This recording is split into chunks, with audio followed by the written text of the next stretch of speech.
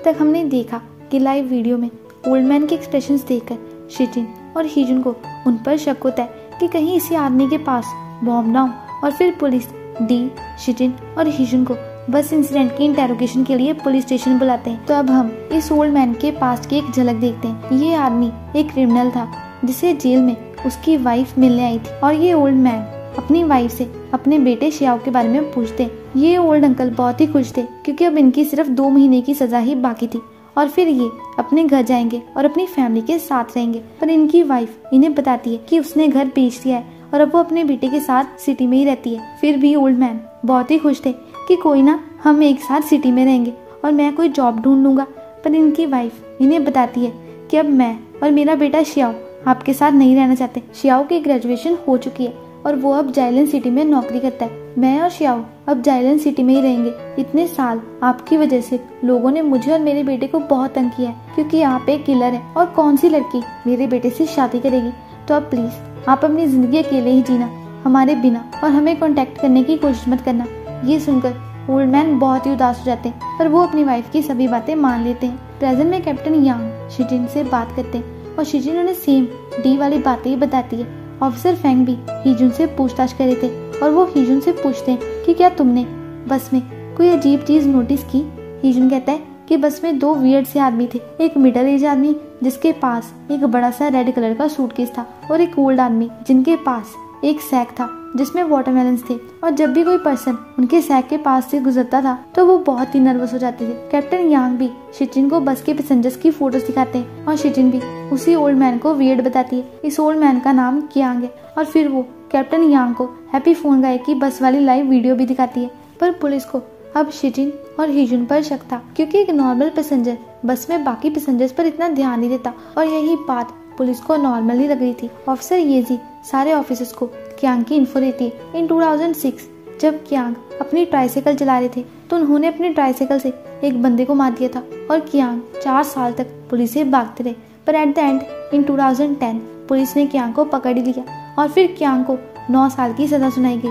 But फिर उनकी सजा कम करके उन्हें 2017 में ही छोड़ दिया गया और अब वो अपने होम टाउन में फार्मिंग का काम करते हैं। आज सुबह ही कियांग बस से जाइलन सिटी आए थे। जेल से छूटने के बाद कियांग ने सिर्फ अपने होम टाउन में वाटरमेलन्स की फार्मिंग ही की है और वो अकेले रहते थे क्योंकि उनकी वाइफ और बेटा जाइलन सिटी में रहते हैं। कैप्टन यांग कहते हैं कि हम सबसे पहले शिजिन को जाने देते हैं और उसके मोबाइल को ट्रैक करते हैं ताकि हमें पता चल सके कि वो सबसे पहले कहाँ जाती है, क्योंकि मुझे अभी भी कुछ गड़बड़ लग रही है। सारे पैसेंजर्स की फैमिली मेंबर्स पुलिस स्टेशन में ही थे और सारे बहुत ही रो रहे थे। ऑफिसर ली कियांग की वाइफ और उनके बेटे शियाओ से पूछताछ करते हैं पर शियाओ की मॉम बहुत ही घबराई हुई थी। ऑफिसर जैन शिजिन को बाहर छोड़ने जा रहे थे पर शिजिन का ध्यान पैसेंजर्स की फैमिली पर ही था क्योंकि उसे पैसेंजर्स की इन्फो चाहिए थी। तो वो बहाना बनाकर वहीं रुक जाती है और उसे शियाओ और शियाओ की मॉम की बातों से पता चलता है कि कियांग एक किलर थे। शियाओ अपनी मॉम को शांत करता है क्योंकि वो बहुत ही घबराई हुई थी। फिर शियाओ वहाँ से बाहर आ जाता है और शिजिन भी बाहर आकर शियाओ से बात करने लगती है। शिजिन उसे बताती है कि मैं अभी उसी बस में थी। शियाओ से पूछता है कि क्या तुम बस में एक ओल्ड मैन से मिली थी जिनके पास एक बड़ा सा सैक था। शिजिन कहती है कि हाँ, और उस सैक में वाटरमेलन्स थे। क्योंकि सैक में होल था तो हमें पता चल गया कि उसमें वाटरमेलन्स है। शियाओ कहता है कि वो मेरे डैड थे और ये मेरी गलती है क्योंकि शियाओ ने अपने डैड से बात करना बंद कर दिया था और उसके डैड जाइलन सिटी में उसे ढूंढने ही आए थे। दूसरी तरफ डी की मॉम उसकी डायरी लेकर पुलिस स्टेशन आ जाती है और हंगामा खड़ा कर देती है क्योंकि डी ने डायरी में लिखा था कि वो पैसेंजर्स को ब्लास्ट से बचाएगा। कैप्टन यांग भी डी की डायरी पढ़ लेते हैं और वो ऑफिसर येजी को शिजिन को वापस बुलाने को बोलते हैं। डी की मॉम अभी भी चुप नहीं करी थी तो डी के पापा को गुस्सा जाता है कि अगर डी ने एक रूम रेंट पर ले भी लिया तो क्या हो गया, किस बच्चे के सीक्रेट्स नहीं होते। यहाँ डी को पता चलता है कि उसके पापा पहले से ही जानते थे कि डी का एक सीक्रेट रूम है। डी के पापा अपनी वाइफ को बाहर भेज देते हैं और ऑफिसर से माफी मांगते हैं। डी के पापा डी को बताते हैं कि मैं और तुम्हारी मॉम अपनी जवानी में बिल्कुल तुम्हारे जैसे थे। ये सुनकर डी अपने पापा के गले लग जाता है और उन्हें थैंक यू बोलता है। फिर डी के पापा बाहर चले जाते हैं। हीजुन और शिजिन एक बार फिर से डार्क इंटेरोगेशन रूम में थे और इस बार उनके साथ डी भी था। शिजिन बेचारी हर लूप में बार बार पुलिस को लूप्स के बारे में बता कर पागल हो गई थी। पर फिर वो कहती है कि शायद मेरा दिमाग ही खराब है क्योंकि कुछ दिन पहले मैं एक मोटरसाइकिल से टकरा गई थी। डी की बातों पर भी कोई विश्वास नहीं करता और हीजुन की तो बात ही छोड़ दो। काफी रात हो गई थी तो शिजिन और हीजुन दोनों सो जाते हैं और अब स्टार्ट होती है द 16th लूप। हीजुन पूरा फ्रस्ट्रेट होता है और शिजिन भी। शिजिन हीजुन को बताती है कि वो ओल्ड अंकल क्यांग एक क्रिमिनल है। तो हीजुन क्यांग का सैक चेक करने जाता है और फिर वापस आ जाता है। अब डोंग बस स्टॉप आने वाला था जहाँ से डी बस में एंटर करेगा। शिजिन जल्दी से जाकर डी को गिरने से बचा लेती है, पर डी को कुछ याद नहीं होता, मतलब डी लूप में एंटर नहीं हुआ। अब हीजुन और शिजिन एक और प्लान बनाते हैं और प्लान के अकॉर्डिंग दोनों फिर से लड़ने लगते हैं। हीजुन क्यांग के सैक को किक करता है और वाटरमेलन को फोड़ देता है। क्यांग को बहुत गुस्सा आ जाता है और वो हीजुन को धक्का मार देते हैं। हैप्पी फोन गाय वीडियो बनाने लगता है और क्यांग से कहता है कि तुम ऐसे लड़ नहीं सकते। तो क्यांग बेचारे डर कर चुप हो जाते हैं। फिर हैप्पी फोन गाय हीजुन पर गुस्सा करता है क्योंकि उसने जानबूझकर वाटरमेलन को फोड़ा, और वो क्यांग से भी कहता है कि तुम्हें ऐसे हीजुन को जोर से धक्का नहीं मारना चाहिए था, क्योंकि अगर उसे चोट लग जाती तो। ये सुनकर क्यांग हाथ जोड़कर सबसे माफी मांगने लगते हैं। मेडिसिन लेडी क्यांग की साइड लेती है क्योंकि गलती हीजुन की थी, पर क्यांग बेचारे फिर भी सबसे माफी मांगते हैं। शिजिन क्यांग से हीजुन के बिहाफ पर सॉरी बोलती है और उन्हें इनके बदले पैसे भी ऑफर करती है, पर क्यांग उसे बताते हैं कि ये वाटरमेलन बेचने के लिए नहीं थे, मैं इन्हें इतनी दूर से सिर्फ अपने बेटे के लिए लाया था। क्यांग को दुखी देखकर शिजिन क्यांग से उनके बेटे श्याओ के बारे में बात करने लगती है और उनका दिल रखने के लिए उनसे झूठ बोलती है कि मैं श्याओ की कलीग हूँ। शिजिन उन्हें बताती है कि श्याओ ने तो मुझे आपकी फोटो भी दिखाई थी। अब क्यांग सबको अपने बेटे के बारे में बताते हैं कि उन्होंने काफी सालों से अपने बेटे को नहीं देखा, पर श्याओ क्यांग के फ्रेंड के साथ सोशल मीडिया पर ऐड है। तो क्यांग के फ्रेंड ने क्यांग को बताया था कि श्याओ अपने फादर के उगाए वाटरमेलन्स को बहुत ही मिस करता है, इसीलिए क्यांग अपने बेटे के लिए वाटरमेलन्स लाए हैं ताकि वो श्याओ से मिल भी सके। शिजिन क्यांग से कहती है कि श्याओ भी आपसे मिलना चाहता है और वो तो हमें बस यही बताता रहता है कि उसके फादर के ग्रो किए वाटरमेलन्स सबसे स्वीट होते हैं, और वो तो चाइनीज न्यू ईयर पर आपसे मिलने भी आना चाहता है। ये सब सुनकर क्यांग बहुत ही खुश हो जाते हैं और सबको वाटरमेलन्स ऑफर करते हैं। सब एक साथ खुशी खुशी वाटरमेलन्स शेयर करते हैं, हंसते हैं और बहुत ही एंजॉय करते हैं। पर फिर रिंगटोन बजने लगती है। शिजिन क्यांग को बताती है कि श्याओ मानता है कि उससे गलती हुई है, उसे आपको अवॉइड नहीं करना चाहिए था और वो आपसे बहुत ही प्यार करता है। ये सुनकर क्यांग की आंखें नम हो जाती है और एक बार फिर बस ब्लास्ट हो जाती है। तब आती है द 17th लूप और एक बार फिर से शिजिन और हीजुन नींद से उठते हैं। हीजुन को शिजिन की बातें बहुत ही अच्छी लगी थी और अब ये कंफर्म हो गया कि क्यांग के पास बॉम्ब नहीं है। तो अब सिर्फ 2 लोग बचते हैं, एक मिडिल एज वर्कर अंकल और दूसरी ग्रे जैकेट वाली लेडी, और ये दोनों एक ही बस स्टॉप से बस में एंटर करते हैं। तो अब हमें वर्कर अंकल की जिंदगी की एक झलक दिखाई जाती है। वर्कर अंकल के पास कोई परमानेंट जॉब नहीं है, उन्हें बस टेम्पररी बेसिस पर कंस्ट्रक्शन का काम मिलता है। उनके सारे को-वर्कर्स अपने होम टाउन वापस जाना चाहते थे क्योंकि कंस्ट्रक्शन का काम खत्म हो गया था, पर वर्कर अंकल अभी अपने घर वापस नहीं जा सकते क्योंकि उनकी बेटी हाई स्कूल में एडमिशन लेने वाली है, जिसके लिए उन्हें अभी पैसे कमाने होंगे। और वैसे भी वर्कर अंकल ने अपनी सिचुएशन के बारे में अपनी बेटी को कुछ नहीं बताया, वरना उसे टेंशन हो जाएगी।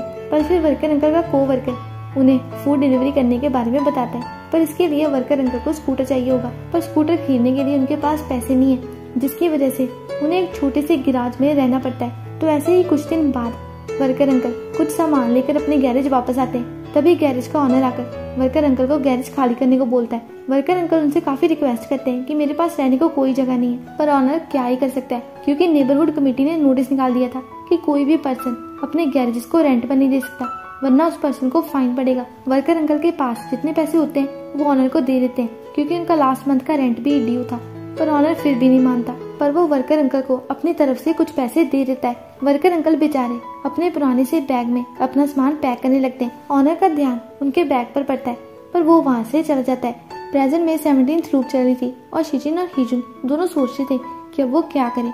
शिजिन को लगता है कि शायद वर्कर अंकल और ग्रे जैकेट वाली लेडी दोनों पार्टनर्स हैं, पर हीजुन के अकॉर्डिंग अगर वो दोनों पार्टनर्स हैं तो दोनों अलग अलग सीट्स पर क्यों बैठे, वैसे भी आगे जाकर सब मरने ही वाले हैं। शिजिन कहती है कि सूटकेस को चेक करना मुश्किल है, पर प्लास्टिक बैग को इजीली चेक किया जा सकता है, तो हम ग्रे जैकेट वाली लेडी से ही स्टार्ट करते हैं। शिजिन जाकर ग्रे जैकेट वाली लेडी से पूछती है कि क्या आपके पास सैनिटरी पैड्स हैं। ग्रे जैकेट वाली लेडी मना कर देती है, तो शिजिन खुद ही प्लास्टिक बैग को ओपन कर लेती है जिसमें एक प्रेशर कुकर था।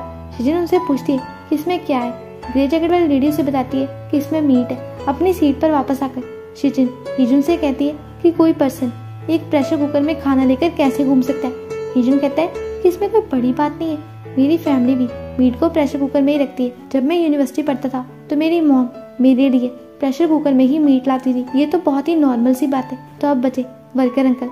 हीजुन कहता है कि बस के दरवाजे खुलते ही हम सूटकेस को बाहर फेंक देंगे। बस स्टॉप आते ही शिजिन और हीजुन दरवाजे के पास खड़े हो जाते हैं और वर्कर अंकल शिचिन को इशारा करते। शिचिन और हीजुन दोनों डर जाते। वर्कर अंकल जल्दी से अपना सूटकेस खोलकर अपना सामान बाहर निकालने लगते हैं, जैसे वो कुछ ढूंढ रहे हो।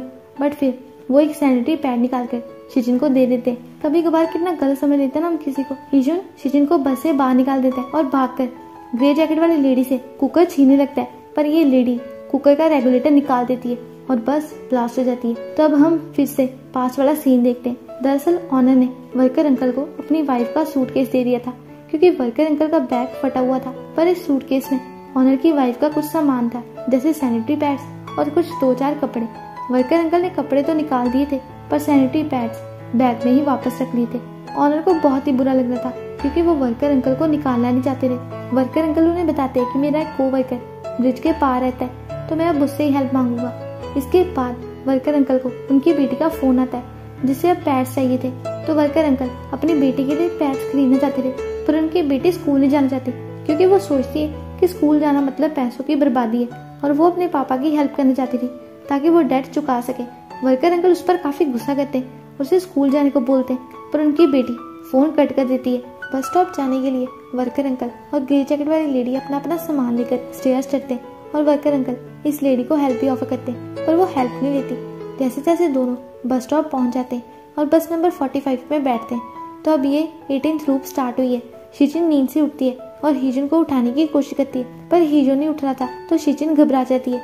हैप्पी फोन गाय और मेडिसिन लेडी शिचिन की हेल्प करते और ड्राइवर को बस रोकने को बोलते, बट थैंक गॉड हीजुन नींद से उठ जाता है और शिचिन की जान में जान आती है। हीजुन कहता है कि शायद ये स्लीप पैरालिसिस था, पर हैप्पी फोन गाय कहता है कि दिन में कौन सा भूत तुम्हें पैरालाइज कर रहा है। मेडिसिन लेडी दोनों को अपना ध्यान रखने को बोलती है। शिचिन हीजुन को बताती है कि इस बार टाइम 1 मिनट पीछे नहीं गया, और मेरे उठने से पहले ही ये ग्रे जैकेट वाली लेडी बस में चढ़ चुकी थी। हीजुन कहता है कि इसका मतलब ये कि अब टाइम और पीछे नहीं जाएगा, और शायद ये हमारी लास्ट लूप है। पर शिचिन अकेली बस से नहीं उतरना चाहती थी, वो सारे पैसेंजर्स को बचाना चाहती है, क्योंकि अब ये पैसेंजर्स उसके लिए स्ट्रेंजर्स से कुछ ज्यादा बन चुके थे। शिचिन डिसाइड करती है कि वो बस से नहीं उतरेगी, पर हीजुन उसका हाथ पकड़ लेता है। डोंग बस स्टॉप आते ही शिचिन ड्राइवर अंकल को बस स्टैंड से रोक देती है, ये बहाना बनाकर कि उनकी पेन ड्राइव नीचे गिर गई है। शिचिन और हीजुन पेन ड्राइव ढूंढने का नाटक करने लगते हैं। हीजुन जल्दी से ग्रे जैकेट वाली लेडी से कुकर छीनने लगता है, पर ये लेडी अपना नाइफ निकालकर हीजुन को मार देती है, और फिर सेम ऐसा ही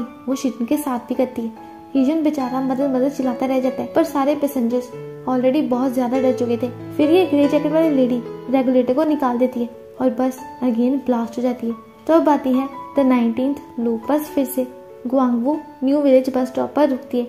हीजुन नींद से उठ जाता है, पर शिचिन अभी भी पिछली वाली धूप से बहुत ही डरी हुई थी, पर वो भी नींद से उठ जाती है और बहुत ही रोने लगती है। हीजुन उसे संभालता है और चुप कराता है। हीजुन डिसाइड करता है कि वो डोंग बस स्टॉप पर बस से उतर जाएंगे, पर एंड मोमेंट पर शिचिन अपना फैसला बदल लेती है और ग्रे जैकेट वाली लेडी से लड़ने लगती है। पर ये लेडी फिर से शिचिन को चाकू मारने वाली थी, पर हीजुन सामने आ जाता है और चाकू उसे लग जाता है। देन हीजुन और ग्रे जैकेट वाली लेडी में काफी लड़ाई होती है, जिसमें ग्रे जैकेट वाली लेडी को गलती से हीजुन चाकू मार देता है, और हैप्पी फोन गाय सब रिकॉर्ड कर लेता है। सारे पैसेंजर्स हीजुन को एक क्रिमिनल की तरह देखने लगते हैं। हीजुन बहुत घबरा गया था, तो वो शिचिन को लेकर वहाँ से चला जाता है, पर फिर कोई और रेगुलेटर को खींच देता है और बस फिर से ब्लास्ट हो जाती है। तो आज के लिए बस इतना ही, और वीडियो अच्छी लगी तो वीडियो को लाइक कर देना, और चाहो तो कमेंट भी कर देना। तो चलिए अब मिलते हैं अगली वीडियो में। सब बाय बाय, और सब्सक्राइब करना मत भूलना।